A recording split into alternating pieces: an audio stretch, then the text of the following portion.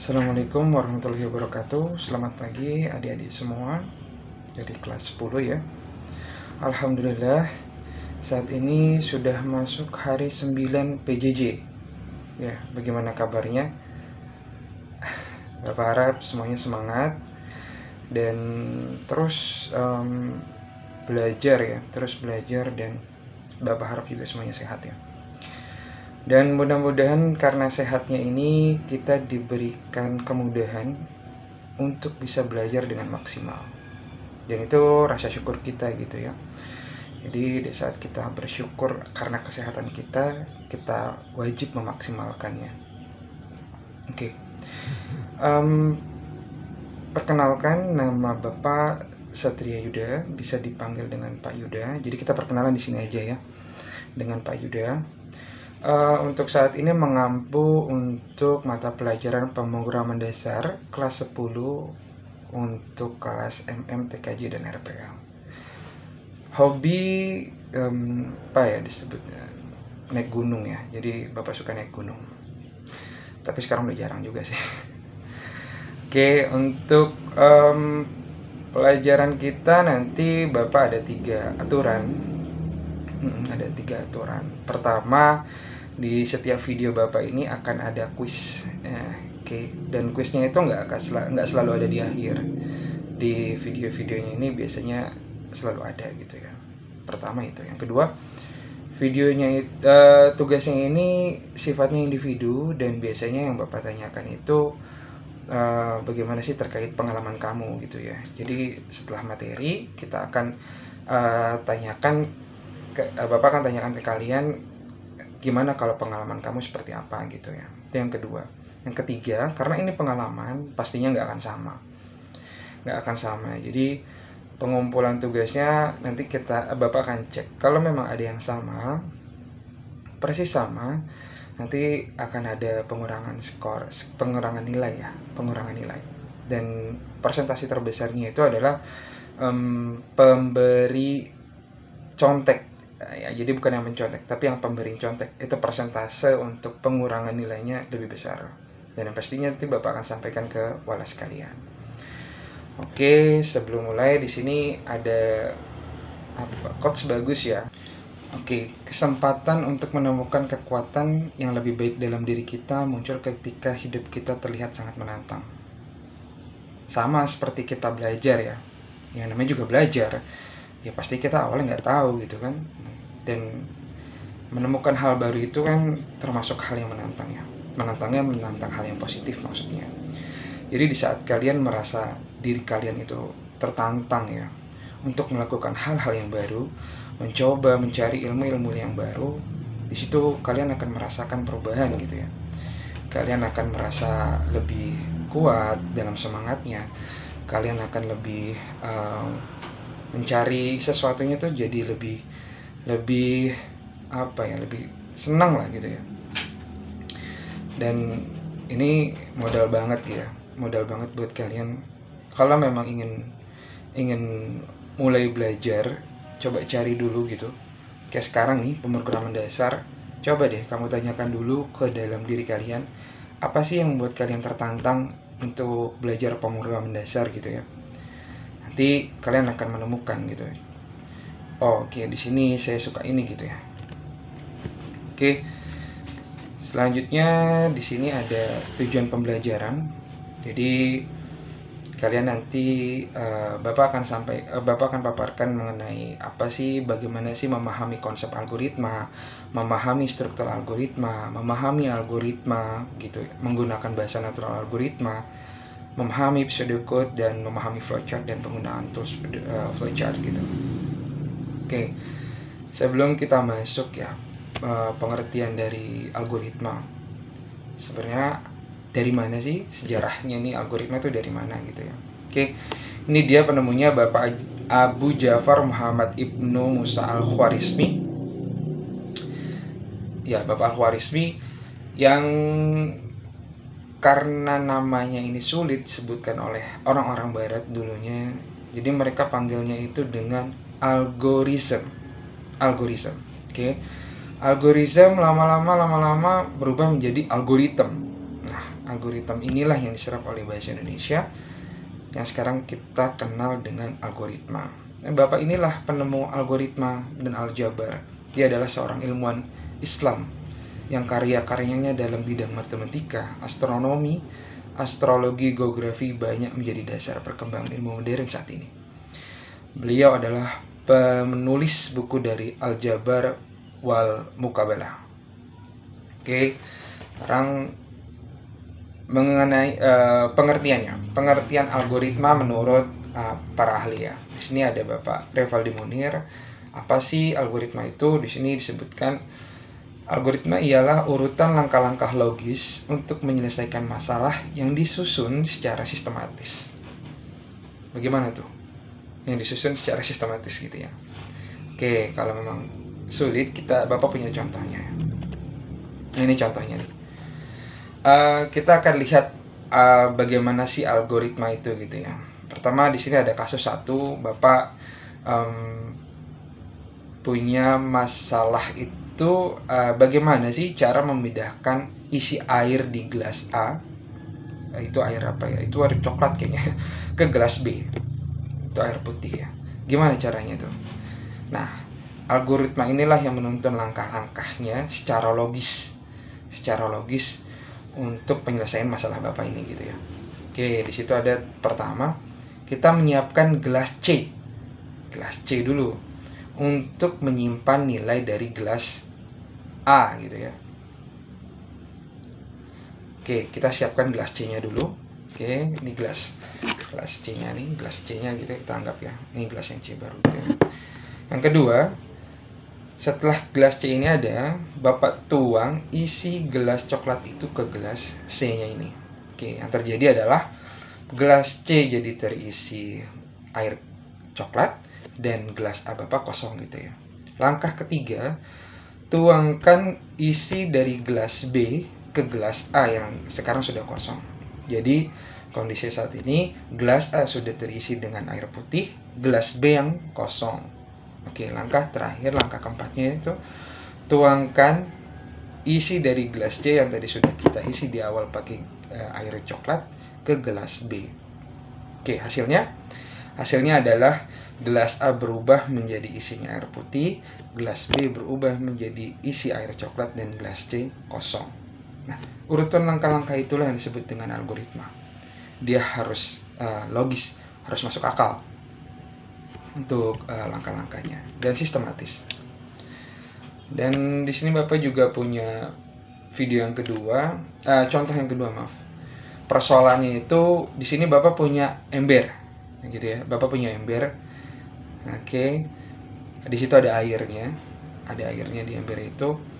Persoalan itu Bapak ingin ambil air di ember itu cuma sebanyak 400 ml. Oke ya. 400 ml. Bapak punya tempat ambil airnya ya, wadah ambil airnya itu ada 2. Yang pertama, gelas berwarna merah dengan ukuran 500 ml dan gelas berwarna putih dengan ukuran 300 ml. Sedangkan kebutuhan Bapak itu mau mengambil 400 ml. Kalau Bapak ambil gelas putih kurang, ambil pakai gelas merah kebanyakan. Oke, kita coba lihat algoritmanya ya. Pertama itu isi penuh gelas putih dengan 300 ml air gitu ya. Jadi gelas yang putih kita isi penuh. Oke, berarti Bapak sudah dapat tuh 300 ml ya. Tuangkan isi air gelas 300 ml itu ke dalam gelas yang merah yang 500 ml. Oke. Langkah ketiganya, isi penuh lagi air di gelas putih 300 ml itu. Oke. Berarti sampai langkah ketiga, kondisi yang terjadi adalah baru sampai langkah ketiga ya. Langkah ketiga, di gelas merah Bapak terisi air sebanyak 300 ml dan di gelas putih Bapak juga ada air 300 ml. Langkah keempat, tuangkan air di gelas 300 ml ke dalam gelas 500 ml hingga penuh. Oke, berarti logikanya di saat gelas putih ini mau isi ke gelas merah, berarti kan jumlah yang maksimal yang bisa diisi ke gelas merah itu hanya 200 ml gitu ya.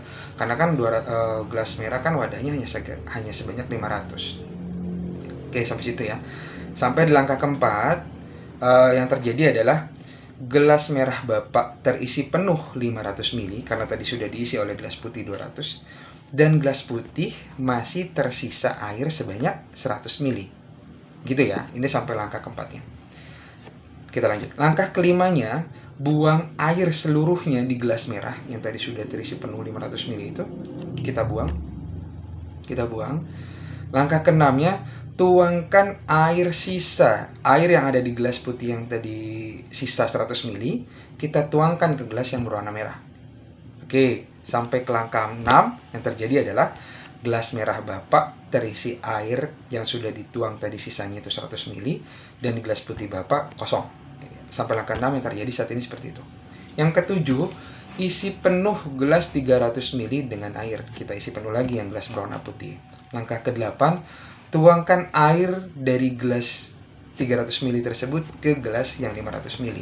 Oke, yang terjadi saat ini adalah langkah 9. Sekarang kita mendapatkan air sebanyak 400 ml di dalam gelas berwarna merah yang 500 ml gitu ya. Jadi tapi nilainya pas 400 ml gitu yang Bapak butuhkan. Nah, penyelesaian masalah ini yang terurut dari 1 sampai 9 ini yang sudah tersistematis ini dia algoritmanya gitu. Jadi nggak bisa tuh langkah 3 yang Bapak dahulukan, langkah 5 yang Bapak dahulukan, nggak bisa gitu. Ada urutannya, ada langkah-langkahnya. Nah, inilah yang disebut dengan algoritma. Jadi di sini juga Bapak akan tanya gitu ya ke adik-adik sekalian di sini, apa sih yang jadi masalah kalian kalau dulu pas lagi mau berangkat sekolah ke sekolah tuh apa sih masalah yang terjadi gitu. Nah, boleh dong diceritakan ke Bapak menurut pengalaman adik-adik semua di sini. Jadi masalahnya itu apa aja gitu. Nah, di sini kan karena pengalaman seharusnya beda semua ya. Jadi nanti tugasnya dikirim aja gitu. Oke, di sini ada ciri-ciri algoritma. Disebutkan algoritma harus berhenti setelah mengerjakan sejumlah langkah tertentu. Ya tadi ada langkah 1 sampai langkah 9 gitu ya. Jadi ada mulainya, ada akhirnya gitu ya. Ada tujuannya itu jelas sampai kemana tujuannya. Saat dia sudah menemukan tujuannya, maka proses langkahnya ini harus berhenti. Setiap langkah harus didefinisikan dengan tepat dan tidak ambigu. Oke, jadi yang tadi setiap langkah 1 sampai 9 semuanya jelas gitu ya. Nggak ada yang kira-kira, nggak ada yang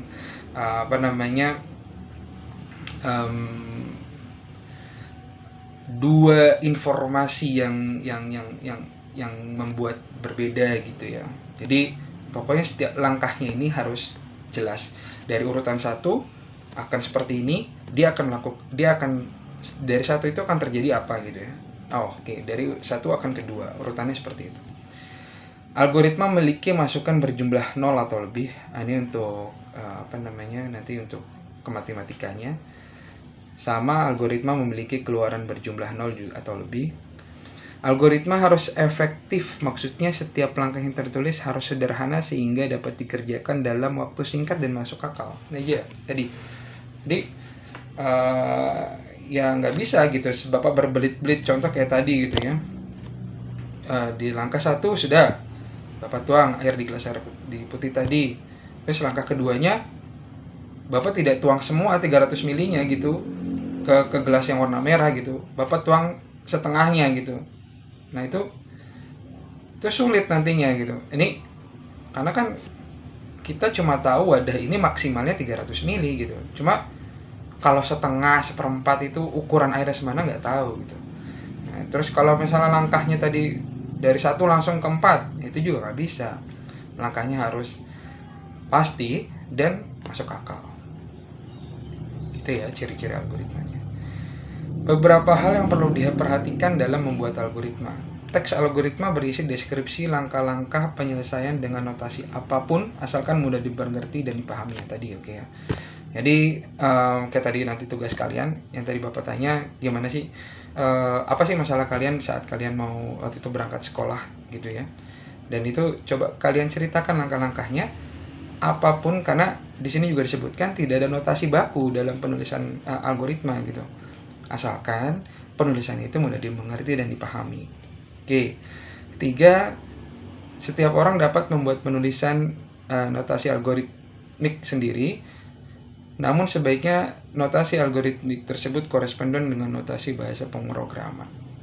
Oke. Itu nanti ya. Itu nanti kita akan bahas nanti. Yang keempat, notasi algoritma bukan notasi pemrograman, karena itu pseudocode dalam notasi algoritmik tidak dapat dijalankan di komputer. Agar dapat dijalankan di komputer, pseudocode itu dalam notasi algoritmik harus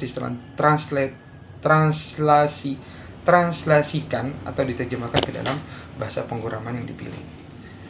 Itu ya, nanti juga nomor 5-nya, algoritma sebenarnya digunakan untuk membantu kita dalam mengkonversikan suatu permasalahan ke dalam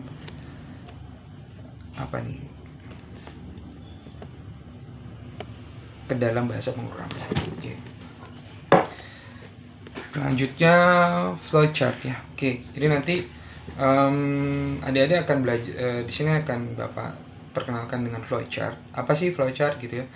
Flowchart adalah bagian alir dalam skema atau bagian chart yang menunjukkan aliran atau flow dalam suatu program secara logika. Kalau tadi kan penyelesaian masalah kita itu kan deskripsi ya. Jadi seperti tadi Bapak ceritakan langkah-langkahnya, Bapak tulis gitu ya, semuanya Bapak ceritakan lah seperti orang bercerita gitu ya. 1 ini, 2 ini, 3 ini gitu ya. Nah, kalau untuk flowchart itu nanti ada diagramnya, ada langkah-langkahnya, ada simbol-simbolnya. Kalau seperti ini, simbol ini akan seperti ini gitu ya. Yang selanjutnya, nah ini dia simbol-simbol flowchart. Pertama terlihat ya, gambar apa itu, oval ya. Terminator, simbol ini digunakan untuk sebentar.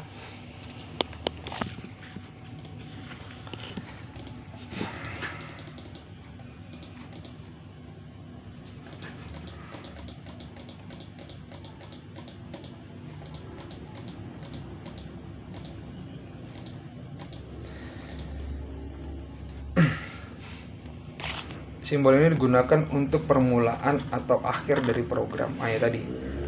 Yang tadi kan sudah disebutkan kalau algoritma itu ada awal dan dia harus berhenti gitu. Dia ini pasti ada akhirnya.